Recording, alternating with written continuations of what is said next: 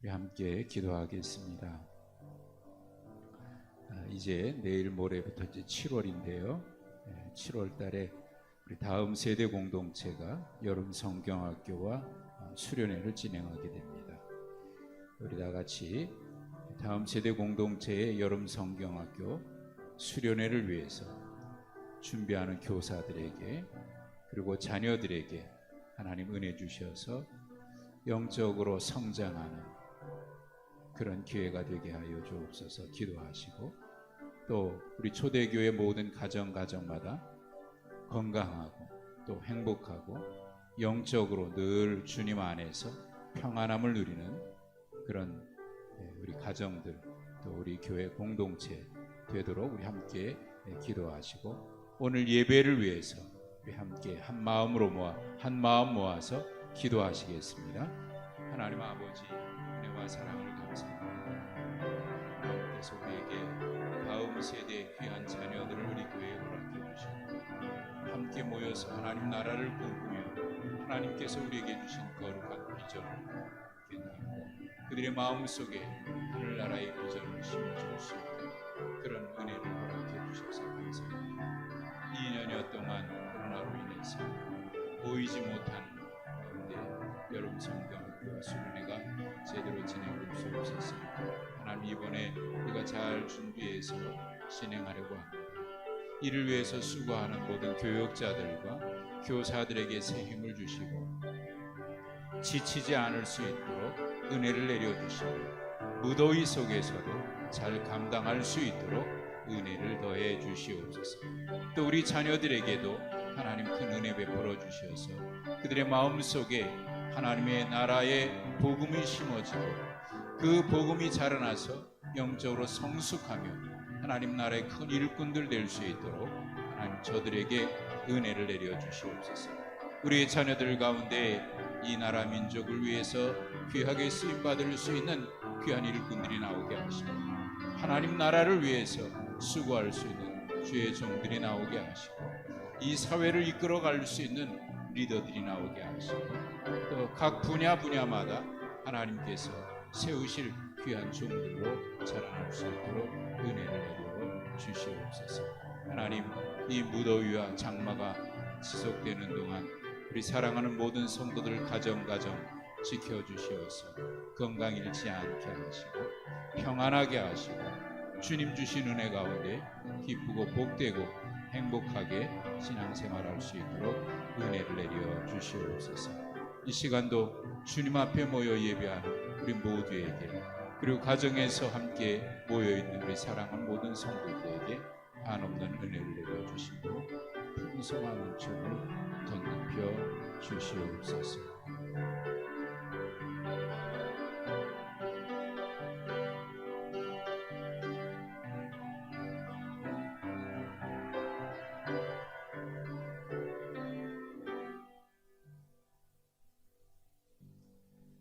하나님 아버지 은혜와 사랑을 감사합니다.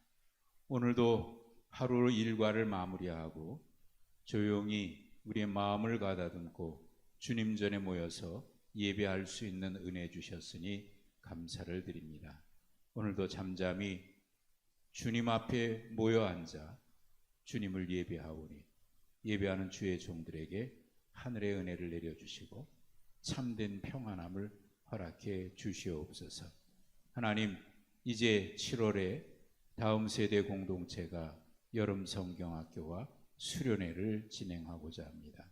이를 위해서 기도로 준비하는 교사들과 교육자들에게 새 힘 주셔서 지치지 않게 하여 주시고 이 무더위에 건강 잃지 않고 잘 감당할 수 있도록 은혜 주시고 우리 자녀들에게도 지혜와 명철, 총명을 더해 주셔서 하나님을 아는 지식에 자라나게 하시고 또 하나님을 인격적으로 체험하고 만나는 영적인 그런 큰 은혜를 경험하는 수련회와 성경학교가 되게 하여 주시옵소서. 그래서 우리 자녀들 가운데 이 사회 모든 분야마다 하나님께서 세우실 귀한 일꾼들로 세워질 수 있도록 저들의 마음속에 하나님 나라의 거룩한 비전과 꿈을 심어 주시옵소서. 하나님 이 무더위와 또 이번 주부터 시작된 장마로 인해서 우리 사랑하는 성도들 큰 어려움 당하지 않게 하시고 또 육체적으로도 질병 앓지 아니하도록 건강을 지켜 주시옵시며 영적으로도 늘 충만할 수 있도록 은혜를 내려 주시옵소서. 특별히 기도하옵는 것은 우리 지체들 가운데 육체적으로 연약한 지체들이 있습니다. 하나님, 우리 오영희 권사님 췌장암으로 치료 중에 있습니다. 장병철 집사님도 항암 치료 중에 있습니다. 하나님, 이들을 만져주시옵소서. 주께서 능력의 손으로 어루만져 주셔서 속히 치유되게 하시고 회복이 빠르도록 은혜를 내려 주시옵소서. 윤점순 집사님도 주님의 손으로 안수하여 주시고 주의 사랑으로 품어 주시옵소서. 하나님, 특별히 이영순 집사님 토요일에 입원해서 월요일에 수술을 앞에 두고 있습니다. 하나님 손에 올려드립니다. 주께서 그 손으로 어루만져 주셔서 모든 치료가 속히 진행될 수 있도록 도우시고 깨끗하게 치료될 수 있는 은혜를 허락해 주시옵소서. 오늘 우리가 이 자리에 모였습니다. 주의 은혜를 사모하고 주님 전에 모였으니 말씀으로 우리 가운데 만나 주시고 또 우리 가운데 주의 음성으로 들려 주시옵소서. 예수님의 이름으로 기도하옵나이다. 아멘.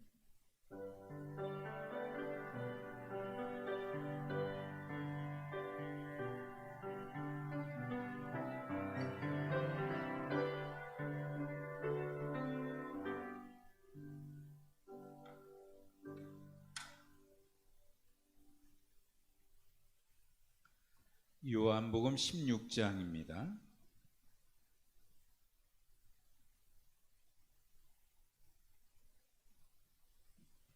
요한복음 16장 1절부터 24절까지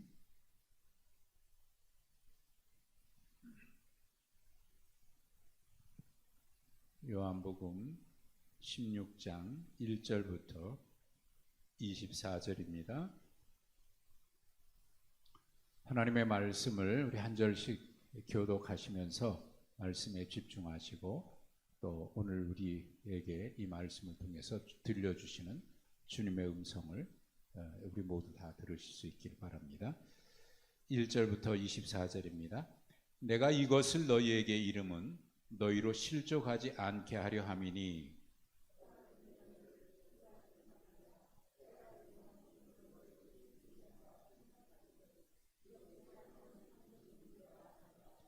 그들이 이런 일을 할 것은 아버지와 나를 알지 못함이라.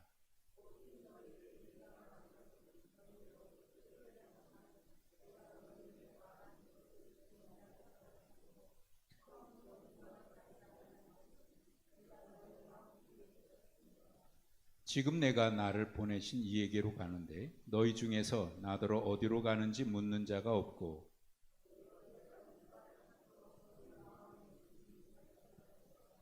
그러나 내가 너희에게 실상을 말하노니 내가 떠나가는 것이 너희에게 유익이라.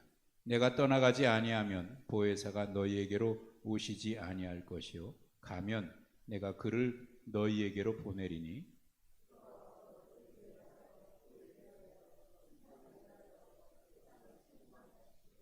죄에 대하여라 함은 그들이 나를 믿지 아니하며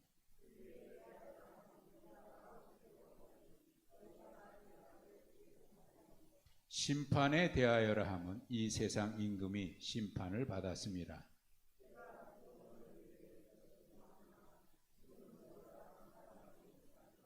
그러나 진리의 성령이 오시면 그가 너희를 모든 진리 가운데로 인도하시리니 그가 스스로 말하지 않고 오직 들은 것을 말하며 장래 일을 너희에게 알리시리라.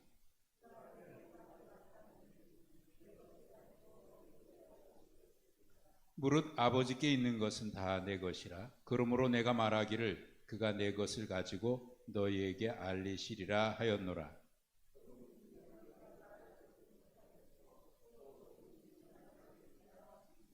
제자 중에서 서로 말하되 우리에게 말씀하신 바 조금 있으면 나를 보지 못하겠고 또 조금 있으면 나를 보리라 하시며 또 내가 아버지께로 감이라 하신 것이 무슨 말씀이냐 하고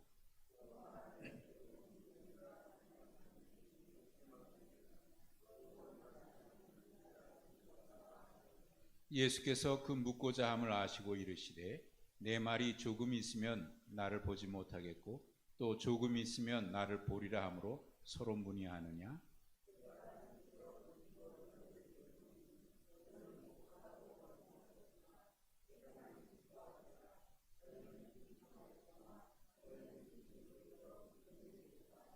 여자가 해산하게 되면 그때가 이르렀으므로 근심하나 아기를 낳으면 세상에 사람 난 기쁨으로 말미암아 그 고통을 다시 기억하지 아니하느니라.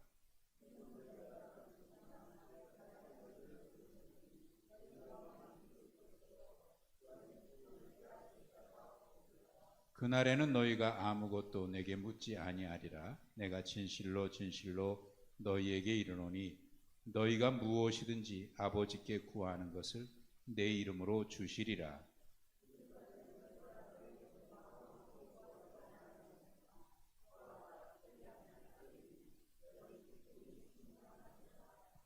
아멘.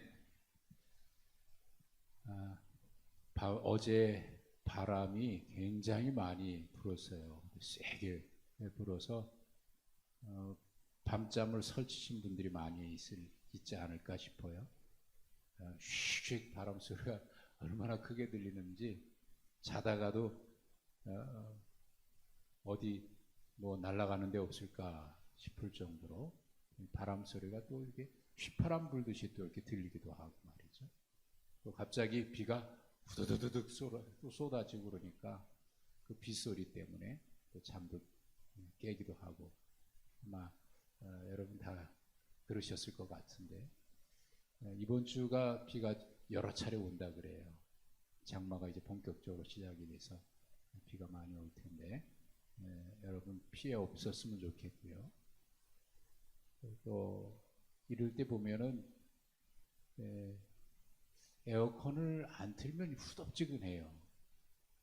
그래서 틀게 되는데 틀면 또 추워요.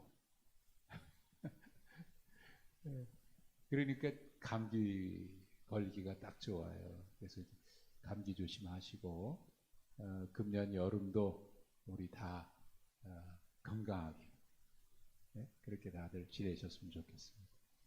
이제 곧 성경학교들 시작하는데 교사들을 위해서도 많이 기도해 주십시오. 조금만 움직여도 막 땀이 나니까 위해서 좀 기도 많이 해주셔서 잘 진행될 수 있도록 여러분 기도로 여러분도 참여해 주시면 고맙겠습니다.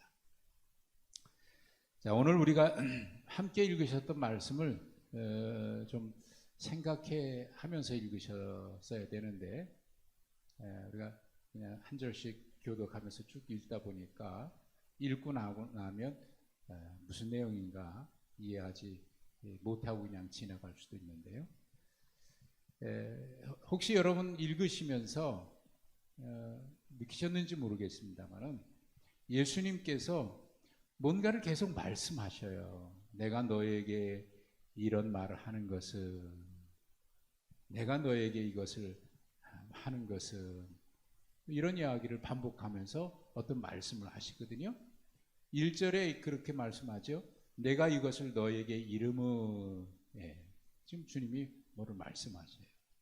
이것을 말씀하는 것은 그리고 4절에도 보면 오직 너에게 이 말을 한 것은 그렇게 말씀했고요. 그리고 4절 중간에 그런데 또 이런 말씀도 했어요. 그런데 내가 처음부터 이 말을 하지 아니한 것은 또 그래요. 12절에도 그런 말씀을 하셔요.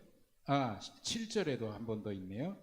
그러나 내가 너에게 실상을 말한다. 그리고 또 뭐라고 말씀을 하셔요.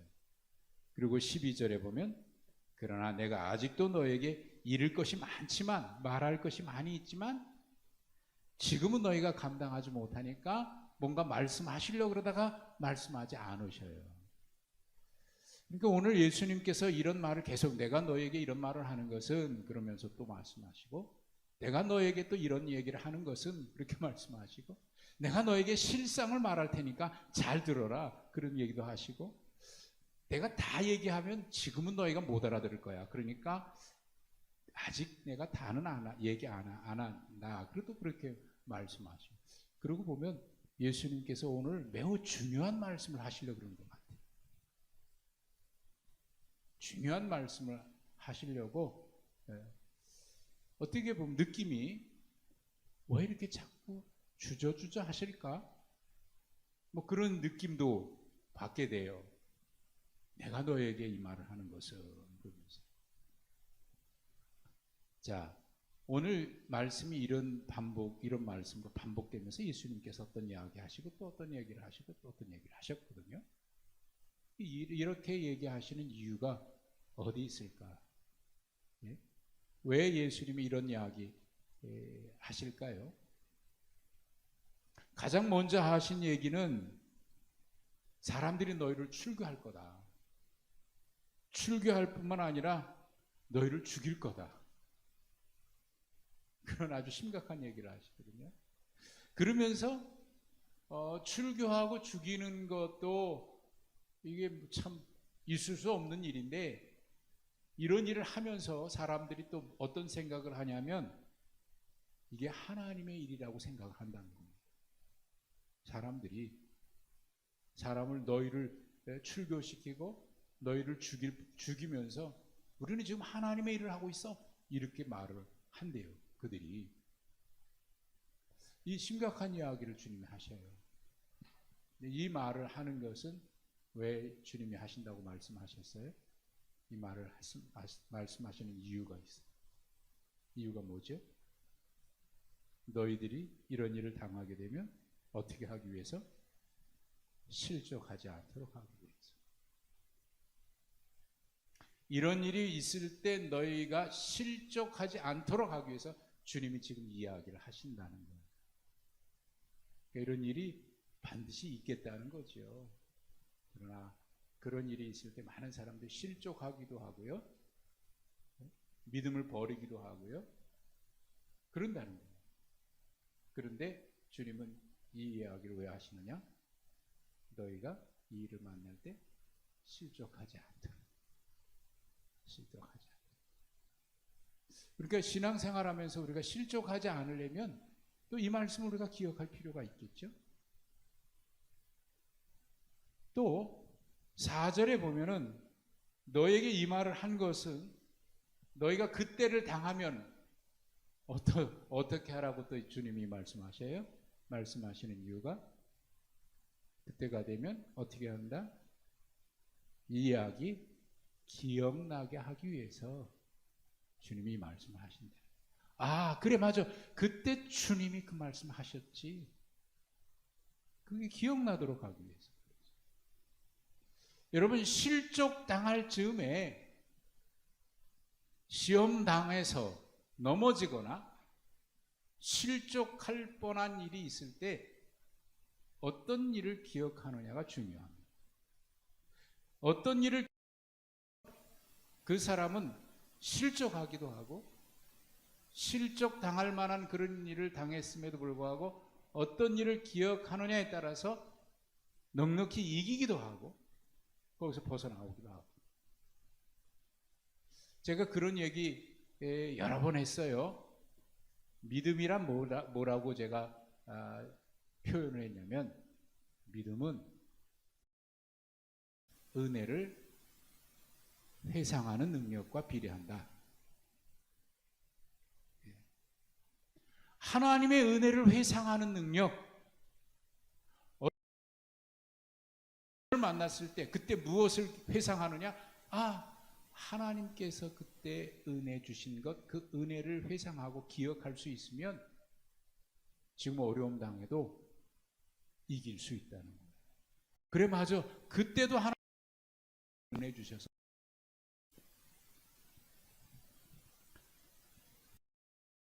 하나님을 경험하는, 하나님을 체험하는 유익이 뭡니까?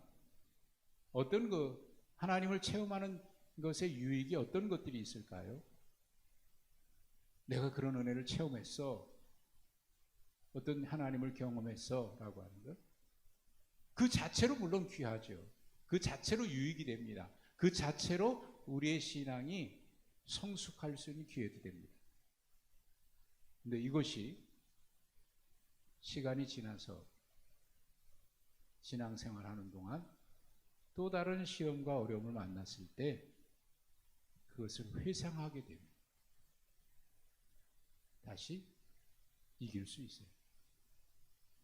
베드로가 예수님이 경고하신 대로 주님을 3번이나 부인했잖아요.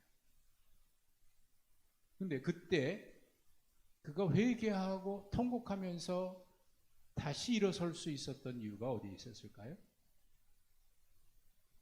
주님의 말씀이 기억났던 겁니다. 네가 닭 울기 전에 나를 3번이나 부인하리라 라고 하는 말씀 들었는데 닭이 울고 그리고 주님과 베드로의 눈이 마주치는 그 순간 베드로 머릿속에 떠오른 게 있었어요. 주님의 말씀. 그 말씀이 떠올라서 통곡하죠. 가룟 유다는 그런 기억을 못했던 모양입니다. 후회는 했는데 그래도 돌아서지는 못했던 것 같아요. 여러분, 우리가 여러 일들을 우리 인간에게 하나님께서 주신 그런 재능 가운데 기억 있잖아요. 기억 능력. 뭔가를 기억할 수 있는 능력. 얼마나 참 귀한 겁니까? 근데 어떤 것을 기억하느냐가 중요한 거예요. 우리의 기억 매체가 오작동이 일어나면 어떤 자극이 왔을 때 긍정적인 반응을 할 수 있는 것이 기억나기도 하고 어떤 사람은 작동이 꼬였는지 부정적인 것들이 자꾸 떠오를 수 있어요. 그 회로에 기억 저장 장치에 부정적인 그런 것들이 많이 저장되어 있던 모양이에요. 상처나 아픔이나 이런 것들이 저장되어 있으면 그것이 쓴물처럼 올라오죠. 그런데 그런 것이 치유되고 하나님의 은혜를 경험하고 하나님을 체험한 사람은 은혜를 체험한 사람들은 그 은혜를 통해서 아픔과 상처와 이런 것들이 치유되어 있는 사람들은 그런 자극이 왔을 때 쓴 그런 아픔이 상처가 떠오르지 아니하고 그 상처를 감싸준 하나님의 은혜가 기억이 나요. 그래서 다시 일어설 수 있는 거예요.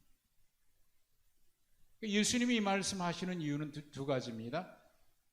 앞으로 너희에게 이런 시련이 닥칠 텐데 주님 지금 떠나는 걸 앞에 두고 있잖아요. 제자들과 헤어질 걸 앞에 두고 있잖아요. 그러니까 매우 지금 중요한 이야기를 하시는 겁니다. 심각한 이야기를 하고 계시는 거예요. 그리고 그들에게 꼭 필요한 이야기 하고 계십니다. 너에게 이런 일이 닥쳐올 때 너희로 실족하지 않도록 어떤 방법으로 실족하지 않도록 하려고 하시냐면 기억나게 하셨어요. 기억나게 하셨어요. 그 어떻게 기억나게 할까요? 근데 주님이 그 말씀을 하시면서 이런 이야기를 또 하셨어요. 내가 사실 이 이야기 처음부터 안 한 이유가 있다. 처음부터 하지 않은 이유가 있다. 왜 처음부터 얘기하지 않으셨어요? 뭐라고 얘기했습니까? 왜 처음부터 얘기하지 않았다고 그랬습니까? 내가 너희와 함께 있기 때문이야. 지금은 함께 있으니까, 지금은 내가 너와 함께 있으니까 시험 당할 즈음에 실족할 즈음에 주님이 붙들어 주셨어요.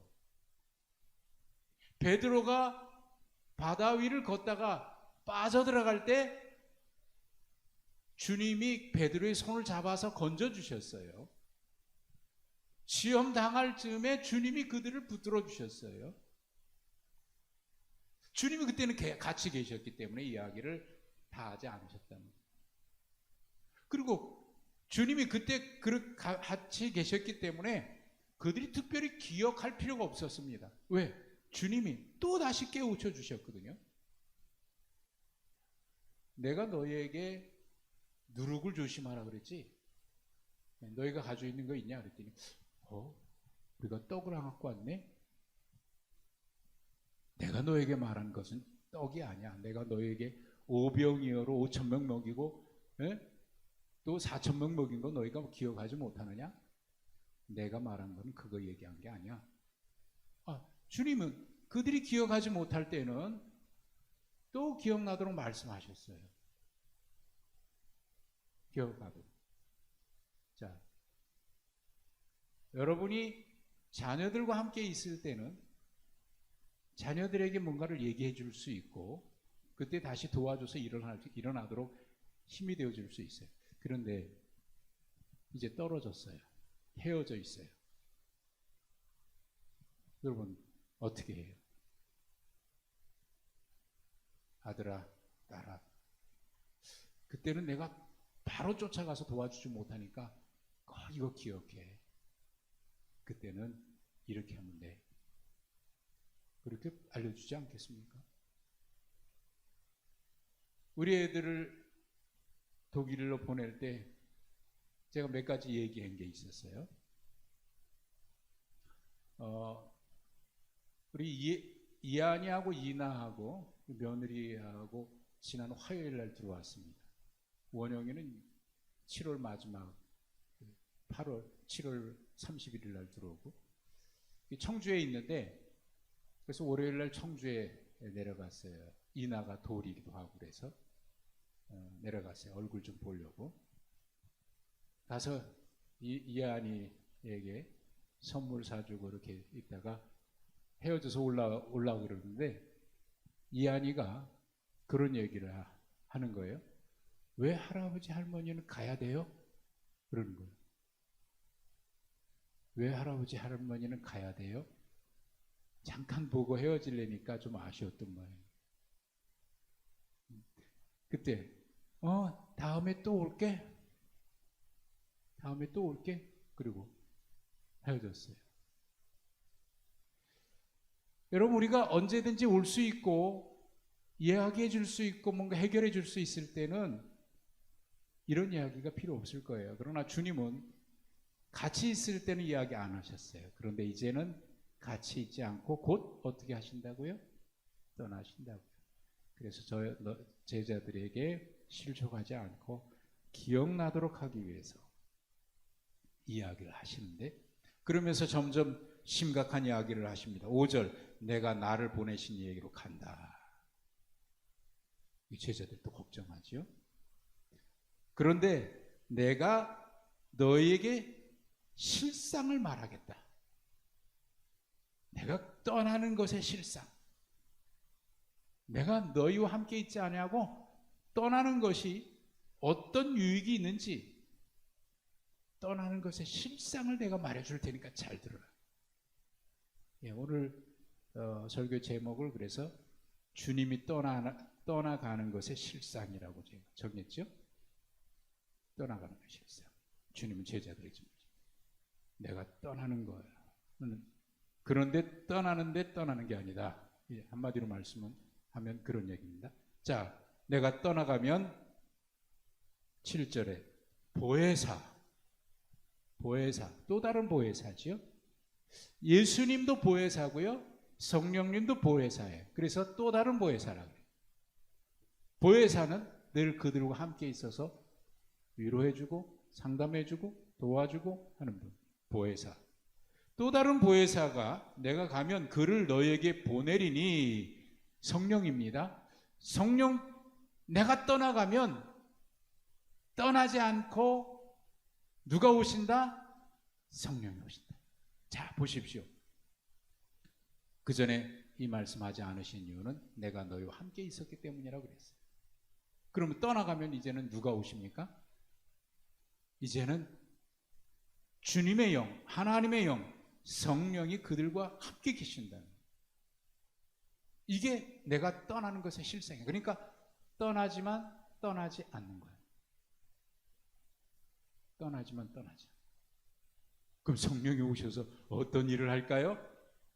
성령이 오셔서 하시는 일, 주님이 떠나신 실상에 대해서 말씀하셨는데, 첫 번째, 성령이 오시면 너희 가운데 오셔서 하시는 일이 있어요.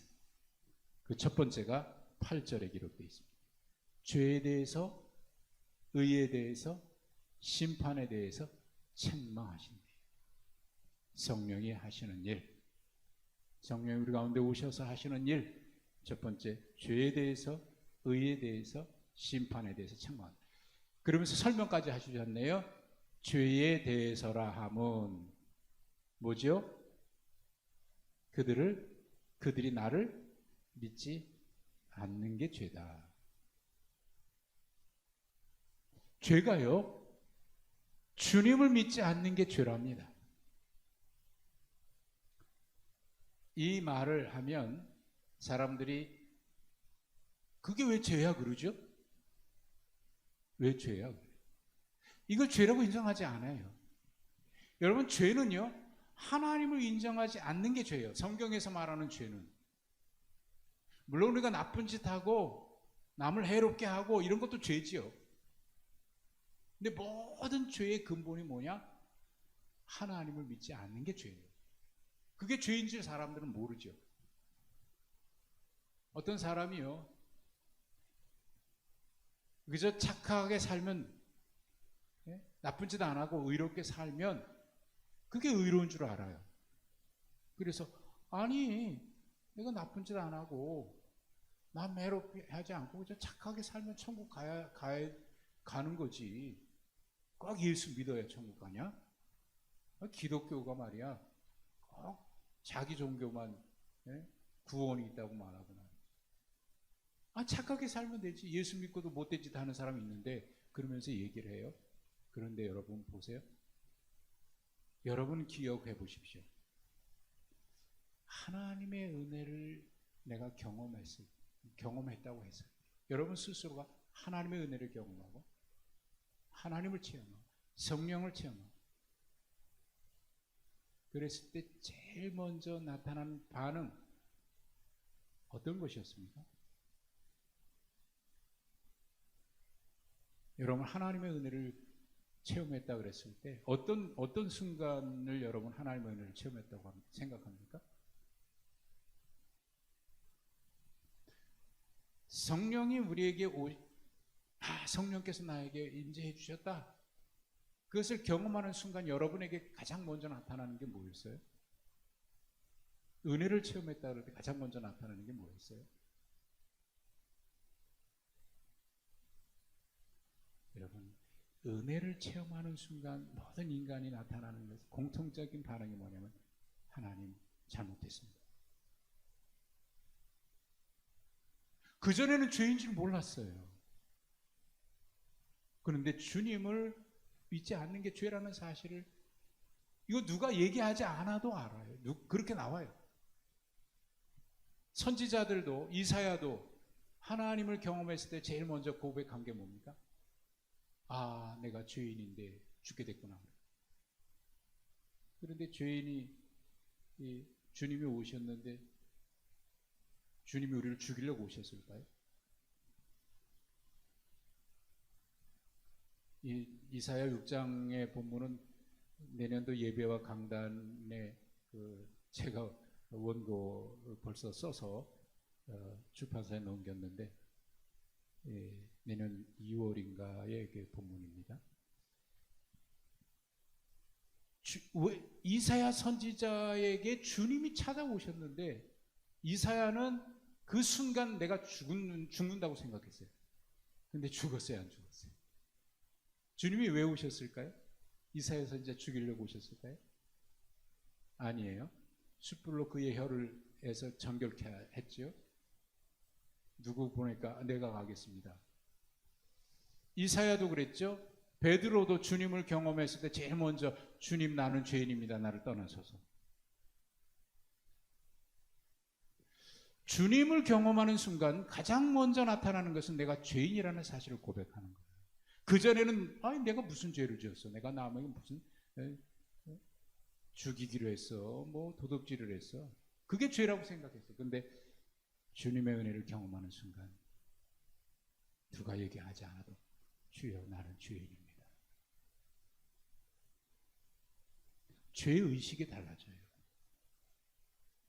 그러니까 성령께서 임하시면 우리 속에 그전에 죄가 아니라고 생각했던 것들이 죄라는 걸 깨달아요. 아, 내가 몰라서 그래. 사도 바울이 주님을 만났을 때 그랬죠? 자기가 죄인인 걸 알아요. 그전에는 그게 죄인 줄 몰랐어요.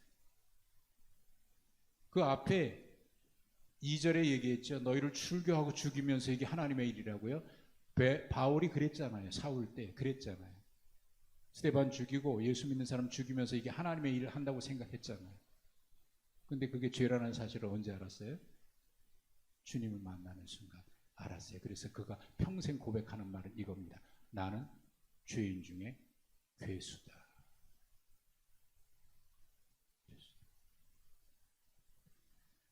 정말 하나님의 은혜를 경험한 사람이라면 내가 죄인이라는 고백을 안 할 수가 없어요. 이게 성령이 하시는 일이에요. 두 번째 성령이 하시는 일, 의에 대하여라 하면 뭐라고요? 내가 아버지께로 가니 너희가 나를 다시 보지 못해. 이게 의래요. 내가 아버지께로 가는 게 의랍니다. 의가 뭔지 아세요? 우리가 의롭다라는 얘기 하잖아요. 하나님께서 우리를 의롭다고 해주셨다. 예? 죄인을 의롭다고 해주셨다. 의가 뭡니까? 의가? 여기 주님 말씀하셨어요. 의는 하나님께로 가는 게 의예요. 다시 말하면 하나님께서 우리를 받아주시는 게 의예요. 죄인이 하나님 앞에 갈 수 있습니까? 없어요. 근데 하나님 받아주셨어요. 그 자체가 의예요. 의는 하나님이 받아주시는 게 의예요. 의. 로마서 5장을 한번 찾아보십시오. 로마서 5장 조금 뒤로 가면 로마서가 나오죠. 5장 1절을 한번 보십시오. 5장 1절. 자, 그러면 우리가 믿음으로 뭐를 받아요? 의롭다 하심을 받았으니, 믿음으로 끝나지 않고요, 믿음으로 의롭다 하심을 받았다라고 얘기를 해요. 그러니까 믿음으로 끝나질 않아요. 우리의 믿음이 하나님께서 주셔야 그게 진짜 믿음이다 그 말입니다. 나는 주님을 믿는데 주님이 난 넌 몰라. 그러면 의롭게 된 거예요? 그는 어떻게 됐어요? 나는 너를 모른다. 슬피 울며 이를 갈 것이다. 천국 들어갔어요? 못 들어갔어요? 나는 믿었어요. 나는 주님을 믿는다 그래요. 나는 주님을 위해서 열심히 뜨겁게 믿음으로 주님을 위해서 봉사하고 헌신했대요. 주님을 믿어서. 나는 믿는다고 그러는데 주님이 우리의 믿음을 인정해 주실 때 그게 의입니다. 믿음으로 의롭다 된 것은 우리의 믿음을 주님이 인정해 주시는 것이 바로 믿음으로 의롭다 된 거예요. 그러고 난 다음에 하나님과 화평하게 되죠. 아브라함이 여호와를 믿으니 하나님께서 그를 의로 여기셨다. 창세기 15장 6절. 성경에 처음으로 믿음이라는 말이 나오는 거예요. 믿음으로 의롭다 했다는 말이 거기서 나와요. 하나님을 믿으니 하나님께서 그 믿음을 인정해 주셨다 그 말입니다. 그럴 때 그가 의인이 된 거예요. 우리의 믿음으로 여러분 우리가 믿음을 이렇게 착각하는 경우가 있어요. 믿음을 나의 신념, 내가 주님을 그냥 붙들고 있는 그 믿음, 나의 열심, 신념 이런 것을 마치 믿음이 내 것인 양 말이죠. 나의 열심인 거. 그게 믿음. 그래서 하나님 앞에 우리의 믿음을 보이기 위해서 뭐를 하고 근데 주님 그러죠? 마태복음에서 말씀하셨죠? 주님을 위해서 모두 했어요. 선지자 노릇했어요. 병든 자도 고쳤어요. 귀신도 쫓아냈어요. 역사가 막 나타났어요. 근데 주님은 모른대요. 믿음은 내 것이 아닙니다. 믿음조차도 하나님의 선물이에요. 그래서 제가 늘 그런 고백을 해요. 내가 믿은 게 아니라 믿어졌다고. 내가 믿었는 줄 알았어요. 그런데 깨달았어요. 나중에. 믿어진 거구나. 어떻게 믿었냐? 몰라요. 그냥 은혜예요. 은혜. 믿게 된 게 은혜고 감사한 것뿐이에요. 그러니까 의롭다 하는 것은 우리가 하나님께로 가는 것 그 자체가 의로운 거예요. 의롭다. 성령이 오시면 죄에 대해서 의에 대해서 말씀하셨는데 의에 대해서라면 내가 아버지께로 갑니다. 내가 어떤 일을 해서 의로워지는 게 아니고 하나님 앞에 받아들여지는 하나님께서 우리를 용납해 주시는 자체가 의예요. 제가 여러 번 말씀드렸는데 사울이 다메섹에 가다가 예수님 만났는데 예수님 앞에 베드로란다. 알아들으셨죠? 사울이 뭐라 그래요? 주님, 내가 잘못했습니다. 회개합니다. 용서해 주십시오. 통곡하고 피눈물을 흘리면서 회개했나요? 그런 내용이 없어요. 주님이 죄송합니다. 자꾸 베드로가 나와서 사울에게 내 죄가 사해졌느니라 이런 말씀하셨나요? 거기 없어요. 없어요. 그런데 그런 죄사함 받았다고 깨달았어요. 나를 받아주셨구나. 여러분 받아주시지 않을 것 같으면 주님이 왜 오십니까? 그를 받아주시기 위해서 오신 거예요. 탕자가 아버지께로 돌아오는데 내가 아버지께 죄를 지었사오니 하늘과 아버지께 죄를 지었사오니 나를 아들로 받아주시지 말고 종으로 받아주십시오. 그거 아버지 앞에 와서 했을까요? 한마디도 못했어요. 돌아오면서 그 말을 아버지 만나면 하리라고 속으로 몇 번 되뇌이고 왔어요. 그런데 막상 아버지를 딱 만나는 순간 아버지 내가 하늘과 아버지 앞에 그런 순간 아들아 조용히 해라. 아들아 조용히 해라. 너는 내가 잃었다가 다시 얻었다. 그 순간 이게 의예요. 주님이 받아주시는 그 자체가 의예요. 그러니까 주님이 받아주시는 거에 내 공로가 개입됩니까? 전혀 개입되는 게 없어요. 의는 하나님의 일방적인 은혜예요. 내가 뭘 했기 때문에 의로워지는 게 아니에요. 하나님 받아주시는 아버지께로 가는 게 의라니까요. 의에 대해서 그동안 유대 율법에서 말하는 거하고 완전히 다르죠? 유대 율법이 말하는 의는 사람을 얼마나 얼고맸습니까? 이렇게 해야 너희가 의로워져. 이렇게 해야 의로워져. 금식을 몇 번 해야 의로워지고 11조를 해야 의로워지고 무슨 일을 해야 의로워지는 거야. 그거 안 하면 의롭지 못해. 그러니까 바리새인과 세리가 기도하는데 바리새인은 하나님 앞에 기도하는 게 아니라 자기 자랑했잖아요. 여러분 조심해야 됩니다. 우리가 기도하면서 자기 자랑을 하나님 들으라고 하나님 내가 이렇게 했는데 이렇게 했지 않습니까? 그러니까 일주일에 금식을 2번씩이나 했고 11조하고 뭐하고 했지 않습니까? 아주 떳떳하게 하나님 앞에 고개를 바짝 들고 자기 의의를 세우는 거예요. 그런데 주님은 그를 의롭다고 안 하셔요. 반면에 세리는 고개도 들지 못하고 주여 나는 죄인입니다. 성령이 오셔서 하는 일, 죄에 대해서 그는 자기가 죄인인 걸 알아요. 주님이 누구의 기도를 받으셨어요? 다시 표현할게요. 누가 의롭다고 인정받았어요? 의는 이겁니다. 의에는 우리가 의롭게 되는 거는요, 우리의 공로가 개입될 수 있는 조금의 틈도 없습니다. 하나님이 받아주시는.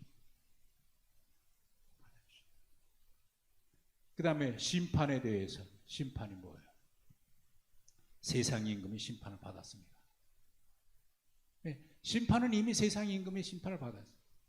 이걸 좀 달리 제가 이렇게 표현해 볼게요. 심판은요, 세상의 임금도 심판받아요. 어떤 권력을 가진 사람도 다 심판을 받아요. 심판에서 제외되는 사람 아무도 없어요. 심판에서 제외될 수 있는 능력, 권세, 힘, 세상에 아무것도 없어요. 세상 임금이 심판을 받아요. 여기서 물론 세상 임금이라고 하는 것은 물론 그런 권력만을 얘기하는 것은 아닙니다.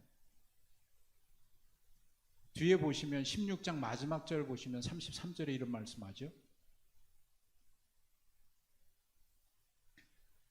너희로 내가 내 안에서 평안을 누리게 하려 함이라. 세상에서는 너희가 환난을 당하나 담대하라. 내가 세상을 이겼느니라. 그동안 기고만장했고 주님을 대적했고 반역했고 자기가 심판자인 것처럼 내가 재판관인 것처럼 남들 정죄하고 이랬던 사람들 주님 앞에 심판받다. 세상 임금이 심판을 받았다. 악인은 어떤 권세를 가져도 심판받습니다. 그것이 하나님이 받아주시는 의의가 될 수 없습니다. 자, 이게 첫 번째 주님이 말씀하신 내가 떠나는 것의 실상이에요. 성령이 오셔서 가장 먼저 하시는 일, 죄에 대하여, 의에 대하여, 심판에 대하여 책망합니다. 우리가 다 여기서 확 뒤집어진 거예요. 아, 믿음이란 이런 거구나. 죄는 이거구나. 우리는 모두 다 하나님 앞에 세상 임금 쫓아가고 세상 공중권세 잡은 자 쫓아다갔던 사람들 다 심판받고, 요한계시록에 마지막 불못에 들어가는 3종 세트 있죠. 악한 세력도 삼위일체예요. 마귀가 있고요, 짐승이 있고요, 추종하는 악의 세력들이 있고요. 거기 다 불못에 들어가요.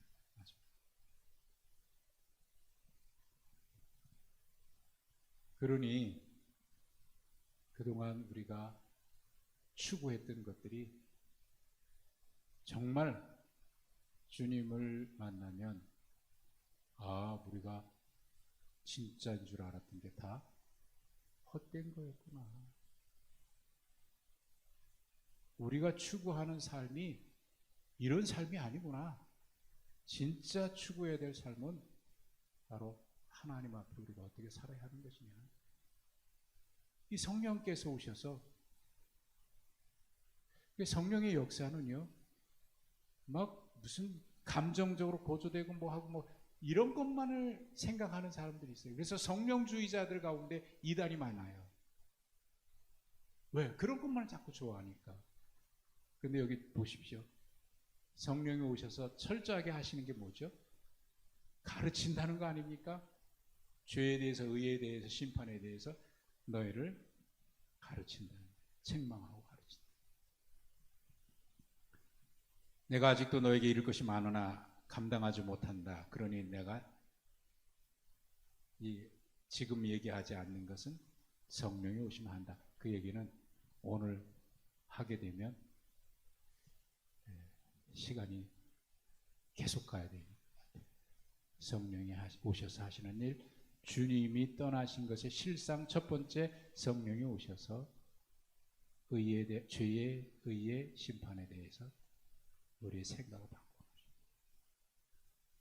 우리도 하나님 앞에 그동안 우리가 생각했던 것이 잘못이구나 확 뒤집어지죠.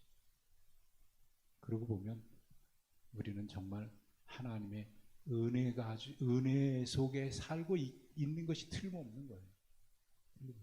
하나님 우리를 용납해 받아주신 사랑 말이죠. 이것이 주님이 우리에게 보여준 실상입니다. 달리 말하면 신앙의 참된 모습이다. 오늘은 여기까지 하고요. 그 다음 주에 주님이 떠나신 것의 실상, 나머지는 다음 주에 같이 나누도록 그렇게 하겠습니다. 기도하겠습니다. 하나님 아버지, 참 감사하고 감사합니다. 우리가 깨닫지 못했던 것, 알지 못했던 것 깨우쳐 주시고 가르쳐 주시고 또 책망해 주셔서 죄에 대해서, 의에 대해서, 심판에 대해서 우리가 바로 알고 바로 하나님을 섬기며 어떤 어려움과 시련을 만나도 실족하지 아니하고 시험에 들지 아니하고 주님의 은혜, 주의 말씀 기억하여 다시 일어서서 늘 이기는 우리의 삶이 되게 해 주옵소서. 오늘도 우리를 가르쳐 주시고 깨우쳐 주시고 인도해 주시옵소서. 예수님의 이름으로 기도하옵나이다. 아멘.